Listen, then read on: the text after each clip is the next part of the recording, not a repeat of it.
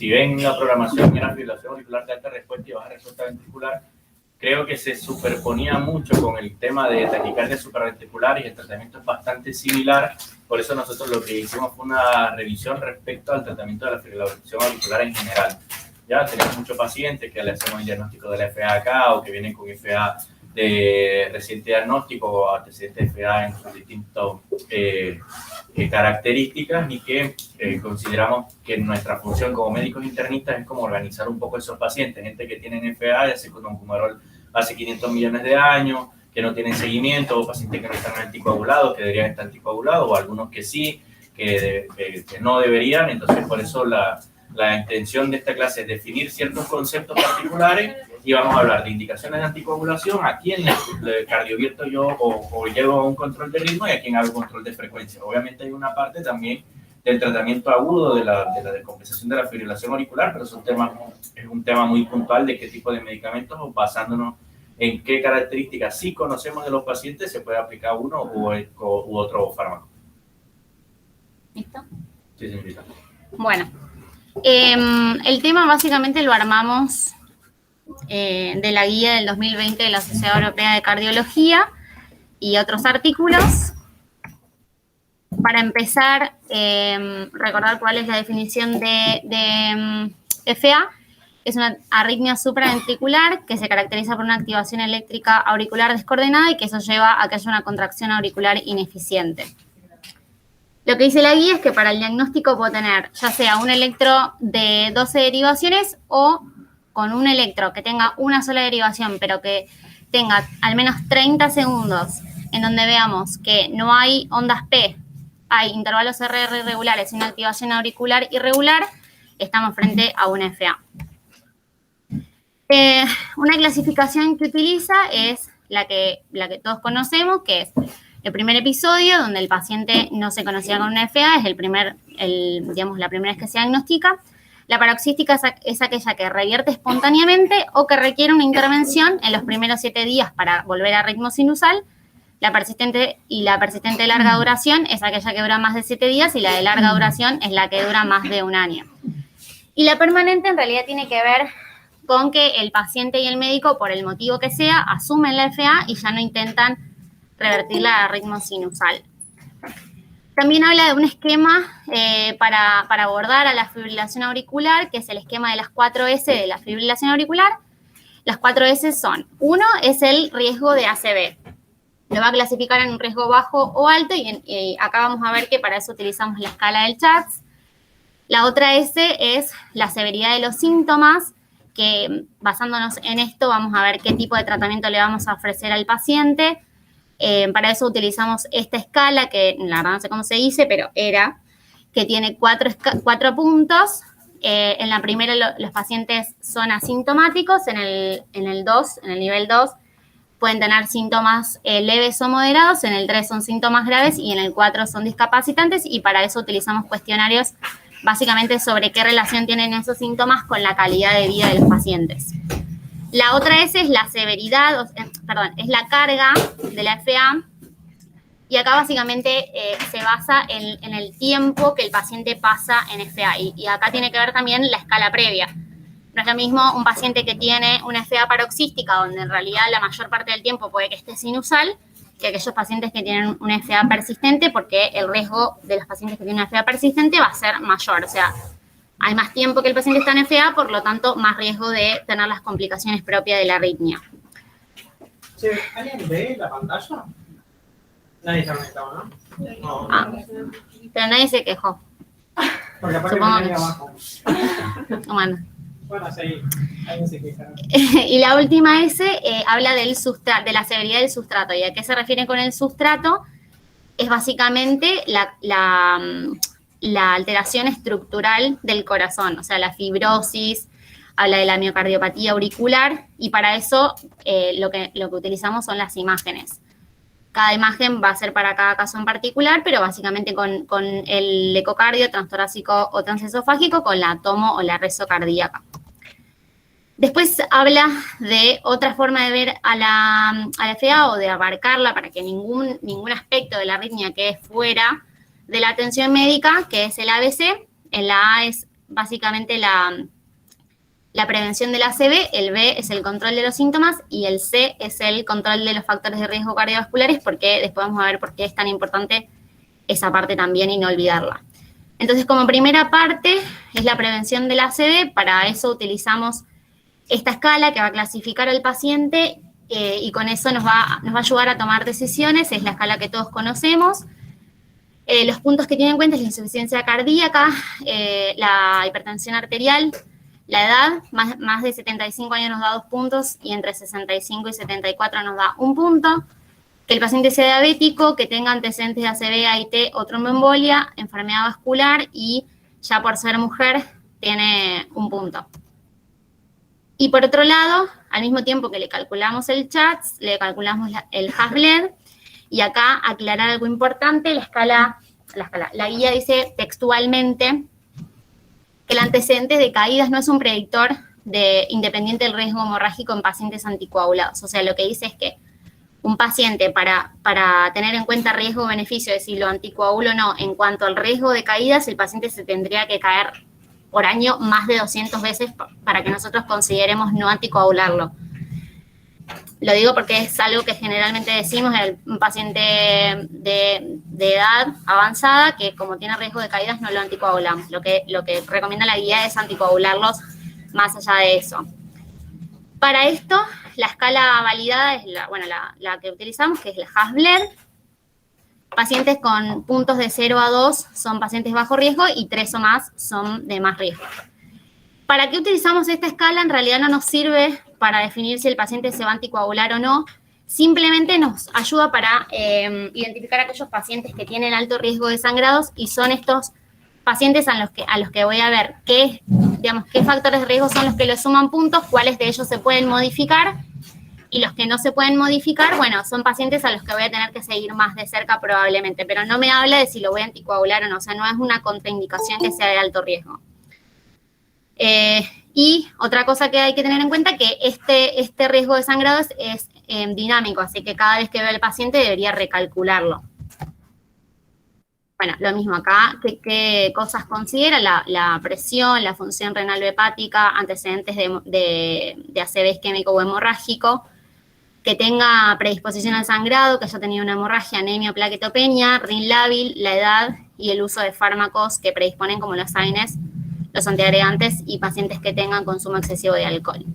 Estas son las contraindicaciones absolutas, o sea, acá sí yo no debería anticoagular al paciente, son los casos que tienen hemorragias activas graves, en ese caso identificar obviamente y tratar la causa, pacientes con plaquetopenia grave, menos de 50.000, o anemia grave en estudio, que digamos, no conozco la fuente de su anemia. Y algún acontecimiento reciente que tenga riesgo hemorrágico alto, como por ejemplo la hemorragia intracraneana. Estos serían los casos y no de vuelta la escala. Entonces, esto es un gráfico que más o menos me guía, donde entonces identifico al paciente con FA y hay 2 situaciones particulares en las que no voy a calcular el CHATS-VAS, que son los pacientes que tienen válvula cardíaca, o sea, un reemplazo valvular mecánico, o que tienen una estenosis mitral moderada severa. Esos pacientes no le tengo que calcular el CHATS-VAS, porque son pacientes que se deben anticoagular y que se deben anticoagular con antagonistas de la vitamina K, no con los nuevos. O sea, porque son las únicas 2 situaciones en las que no están, ¿cómo se diría? Sí, en las que no se demostró que estén aprobados los nuevos anticoagulantes. Entonces, si el paciente no tiene ninguna de esas 2 condiciones, ahí sí le calculo el CHATS y ahí veo. Si el paciente tiene, o sea, si es una mujer con 1 punto, que ya de por sí por ser mujer tiene 1 punto, o un hombre con 0 puntos, entonces no lo anticoagulo.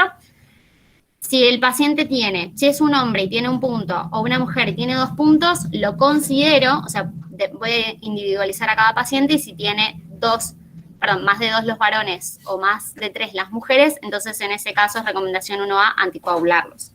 Después voy a ver con qué lo voy a anticoagular, pero yo ya sé que esos pacientes lo debería anticoagular. Y a la hora de decidir con qué lo voy a anticoagular, bueno, comparando los anticoagulantes que tenemos disponibles, tenemos los antagonistas de la vitamina K, que son generalmente los que más utilizamos, y los nuevos anticoagulantes. ¿Cuál es mejor? Bueno, depende del paciente, obviamente como esas dos excepciones que dije que sí o sí van a necesitar antagonistas de la vitamina K, la realidad es que lo que se recomienda como primera línea son los nuevos anticoagulantes.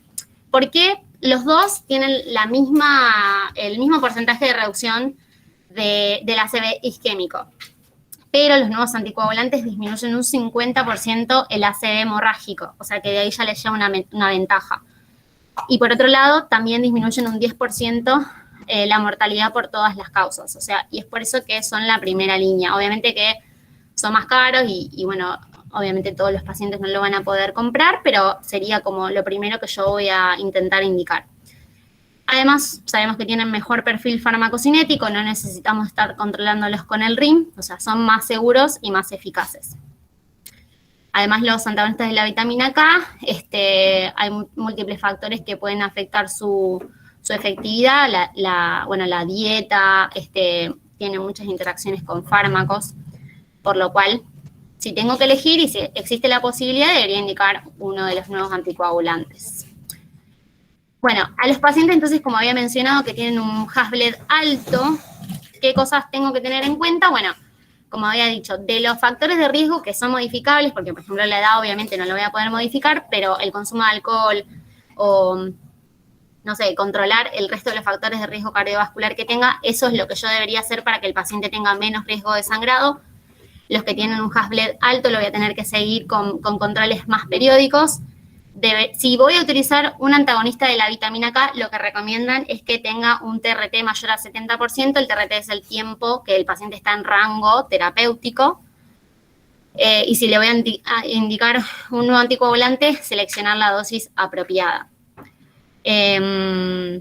Bueno, los pacientes que tengan algún evento hemorrágico voy a requerir que se involucre un equipo multidisciplinario para saber en qué momento le reinicio la anticoagulación. Bien, eso era la parte de prevención del ACV. ¿Qué hago con los pacientes que tienen síntomas o cómo enfoco los síntomas y cómo enfoco a qué paciente le controlo el ritmo y a qué paciente le controlo la frecuencia? Si voy a utilizar el control de frecuencia, ¿a qué pacientes, digamos, voy a elegir para controlar la frecuencia? Pacientes que son asintomáticos o que tienen síntomas leves, o si yo ya intenté un control de ritmo pero fracasé, o cuando los riesgos de restaurar el ritmo sinusal son mayores que los beneficios de que el paciente esté en ritmo sinusal. En esos casos puedo utilizar esta estrategia de control de frecuencia. Lo que dice la guía es que el objetivo es que los pacientes tengan, o sea, es un control más permisivo y menos estricto, porque compararon, digamos, que el objetivo sea una frecuencia cardíaca menor a 80 o menor a 110, y la verdad es que lo que se recomienda es que podemos ser más permisivos, incluso hasta 110 los pacientes pueden mantener esa frecuencia, pero bueno, tener en cuenta que hay en los casos, por ejemplo, el de las miocardiopatías inducidas por taquiarritmias, digamos, tienen miocardiopatías dilatadas, obviamente no voy a ser tan previsivo y voy a necesitar que el paciente tenga una frecuencia menor. ¿Qué fármacos tengo disponibles? Bueno, la primera línea, y lo que yo primero debería utilizar, son los beta bloqueantes. En los pacientes que tienen FEI conservada, puedo utilizar también los bloqueantes cálcicos, y en los pacientes con FEI severa, lo que recomiendan son la dioxina, o como última opción, la amiodarona. Bueno, acá venía una tabla que está en la guía, pero que no la pusimos, que es, básicamente, si yo utilizo un beta bloqueante y no me funciona, lo que puedo hacer como segunda opción es empezar a combinar. O sea, puedo combinar un beta bloqueante con un bloqueante cálcico o con dioxina, o incluso puedo utilizar hasta 3 juntos hasta que el paciente logre controlar los síntomas. Si ya con eso no funciona, bueno, debería cambiar la estrategia. Después acá es una tablita donde tiene las drogas, las dosis y qué cosas tengo que tener en cuenta, o sea, las contraindicaciones. Obviamente, los pacientes, para utilizar los beta bloqueantes, tener en cuenta los que tienen asma, o bueno, con todas las contraindicaciones de los beta bloqueantes, en esos casos utilizar beta bloqueantes cardioselectivos. En el caso de los bloqueantes cálcicos no hidropiridínicos, tener en cuenta que son preferibles para los pacientes con FEI conservadas, no debería utilizarlos en pacientes con FEI severa. La dioxina, tener en cuenta que tiene un rango terapéutico muy estrecho, y la amiodarona no utilizarlos en pacientes con enfermedad tiroidea. Bueno, eso obviamente voy a evaluarlo, depende del paciente y depende de qué comorbilidades tiene. Después, en cuanto al control agudo de la frecuencia cardíaca en paciente con una FA de alta respuesta, como primera medida, ver por qué tiene una descompensación aguda de su FA y tratar la causa, ya sean trastornos metabólicos, procesos infecciosos asociados, bueno, lo que sea que pueda estar llevando a que el paciente tenga una descompensación aguda, tratarla. Y en cuanto a los fármacos que puede utilizar, acá habla de un enfoque más que nada teniendo en cuenta la FEI del paciente, si es que yo la conozco, y no tanto si el paciente tiene signos de insuficiencia cardíaca o no. Entonces, los pacientes con FEI conservada, de vuelta, los primeros son los betabloqueantes y los bloqueantes cálcicos. En los pacientes con FEI reducida, betabloqueantes digitálicos o ambos. Y los pacientes críticos con deterioro severo de la función podría utilizar la amiodarona, y obviamente el paciente descompensado lo que no va a utilizar fármacos, sino que lo que necesita ese paciente es cardioversión urgente. En cuanto al control del ritmo, la indicación del control de ritmo, o sea, la principal es los pacientes que estén sintomáticos, pacientes para mejorar los síntomas y la calidad de vida, o sea, que lo voy a utilizar más que nada, o sea, ¿en qué pacientes puedo intentarlo? En pacientes jóvenes, con alta expectativa de vida, con pocas comorbilidades, cuando la FA es de reciente diagnóstico. En esos pacientes voy a intentar controlar el ritmo. Las dos opciones son opciones aceptables, pero tener en cuenta que cuando yo controlo el ritmo, la tasa de progresión de la FA es menor. Y sí es importante la tasa de progresión, porque mientras más progresa la FA, más cambios estructurales tiene, más irreversible se vuelve y más difícil de tratar. Por eso, si puedo elegir esta estrategia, sería mejor. Bueno, para eso, hablando un poco de lo que es la cardioversión, o sea, de un paciente con FA, llevarlo a tener un ritmo sinusal, tenemos la cardioversión eléctrica o farmacológica y la cardioversión electiva o la inmediata. Entonces, en cuanto al tiempo, voy a tener dos situaciones. Un paciente que está descompensado y que yo necesito que vuelva a ritmo sinusal, en ese caso lo que voy a preferir es la cardioversión eléctrica. Pero si el paciente no está descompensado y es simplemente que yo elijo por el motivo que sea cardiovertirlo, entonces en ese caso eso me da más tiempo, no es algo de urgencia, entonces puedo, por ejemplo, intentar antes hacer un pretratamiento con fármacos antiarrítmicos para que eso tenga mejor eficacia. Está contraindicado obviamente en el caso de que yo constate que el paciente tiene trombos en la aurícula izquierda, porque al cardiovertirlo esos trombos pueden desprenderse.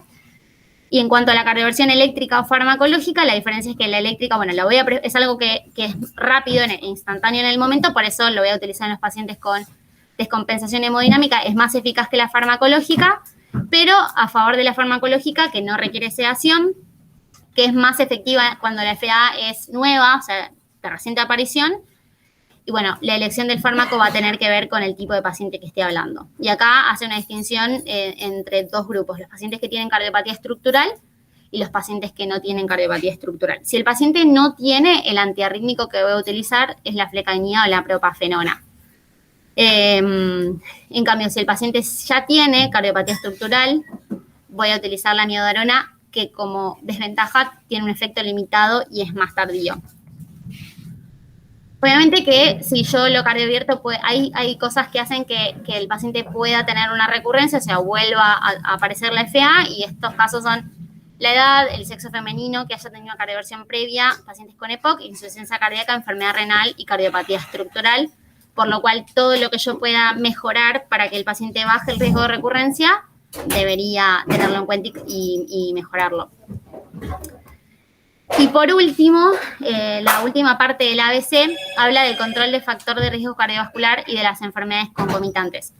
Porque muchas de las enfermedades concomitantes son patologías que a su vez ayudan a que aparezca la FA y a que progrese, por lo cual no me sirve de nada tratarle la FA y no tratar el resto de los factores de riesgo cardiovascular que van a hacer que la FA progrese, o sea, que la cardiopatía estructural progrese.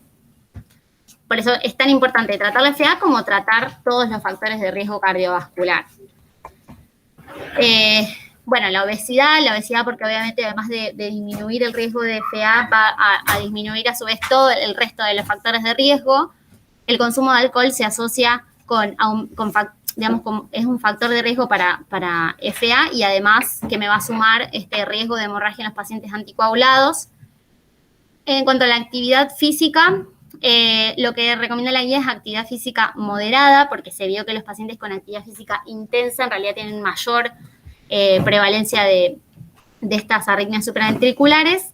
La presión arterial debería tener como objetivo una TA menor a 130/80 y bueno, la diabetes, porque algo a tener en cuenta es que los pacientes con disfunción autonómica pueden tener episodios asintomáticos, justamente por eso.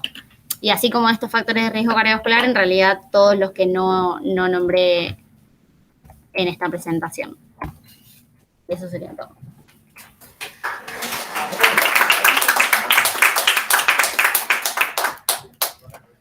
Muy bueno, Cami.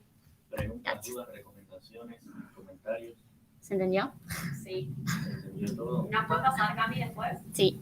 Me parece que yo, no sé si vi, pero creo que hay un tiempo estipulado en esa guía que, si no estoy mal, es de 24 horas para utilizar la amiodarona en una FA. Sí, se supone que pasó ya las 24 horas, o sea, si tú haces el diagnóstico de una FA y pasas las 24 horas, supuestamente ya hay estasis venoso y hay riesgo de que haya un trombo, un coágulo en la aurícula y cambiarla de ritmo puede generar un evento cardioembólico. Creo que iba a hacer mucho énfasis en esas 24 horas. Obviamente en el paciente que está clínicamente estable, que lo quiere revertir.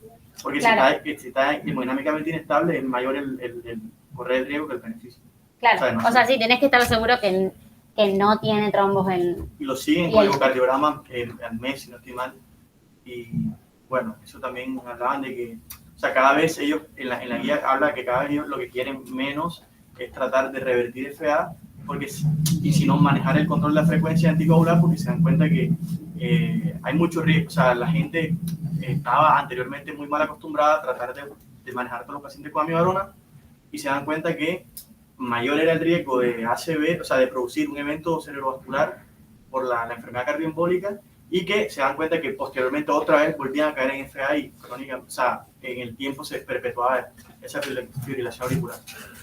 Sí, capaz que unos puntos clave que creo que debemos manejar nosotros en nuestra práctica diaria es importante el tema de las 4S, que es en general, o sea, esto no solamente aplica para el tema de fibrilación auricular, sino para los pacientes en general que tenemos en internación. El paciente no entra por una sola patología y una sola patología no es la causa ni desenlace de sus complicaciones.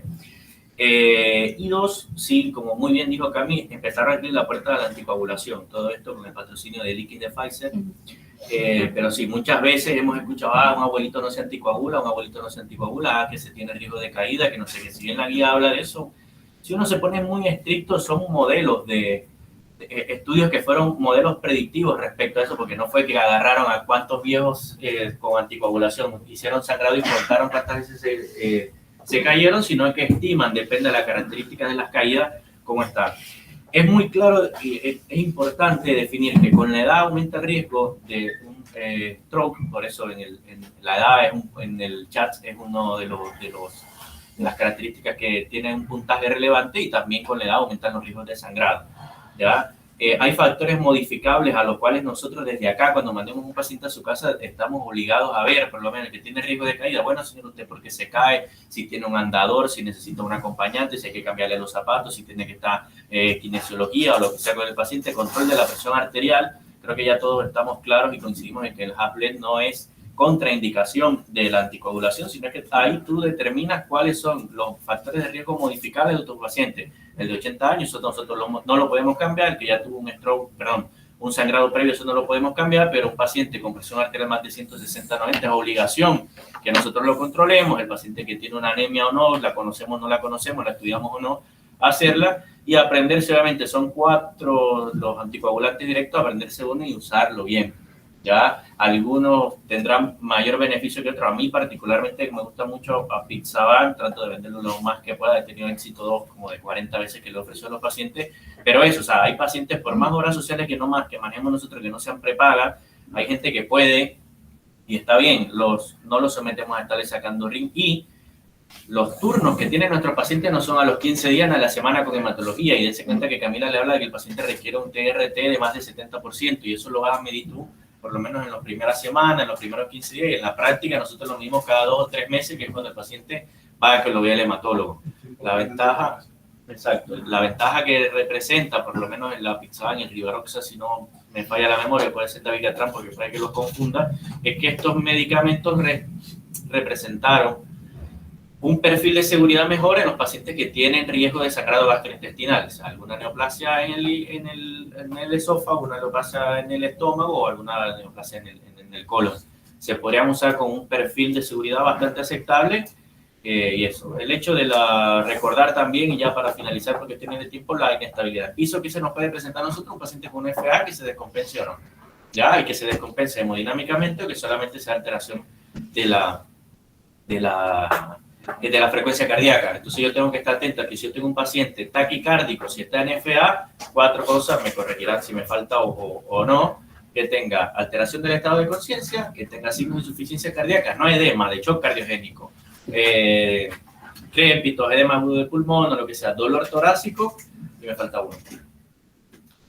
Hipotensión, hipertensión, alteración de la conciencia, dolor torácico o signos de insuficiencia cardíaca o de edema agudo de pulmón. Ese paciente, agarro mi carro de paro, voy llamando a cardiología rápido, lo quemas tú o lo quemo yo, porque a veces lo que sucede es, obviamente esto supervisado por un adulto responsable, es que dejamos el paciente con la fibrilación auricular ahí puesta hasta que venga el cardiólogo y diga sí, no, queremos, si se puede bajar el paciente a que se haga en emergencia o se haga en onco, magnífico, pero tampoco es como esperar la conducta de cardio sino nosotros la persona de nuestro paciente. Después veremos la medicación.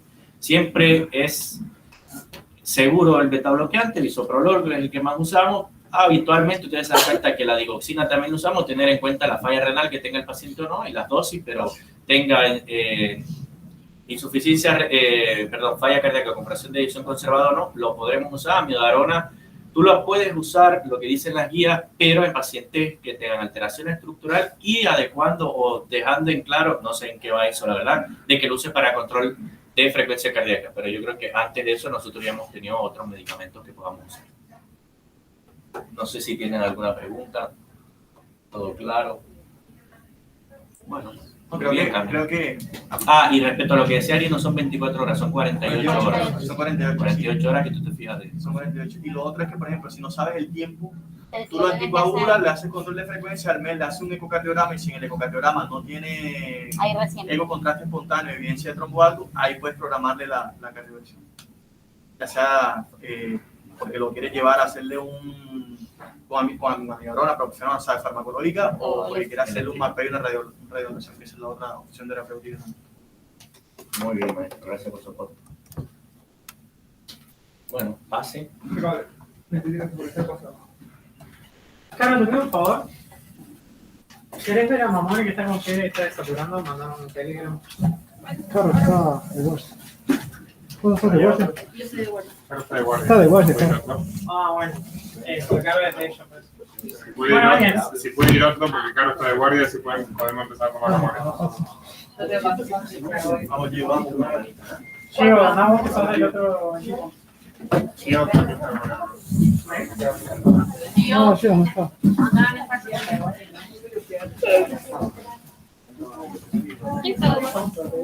No, que no.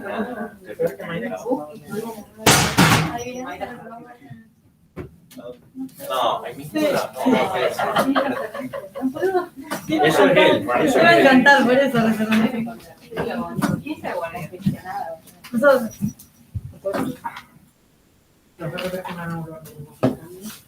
Estamos, boludo. Porque la gente loca... ¿Qué más está de guardia?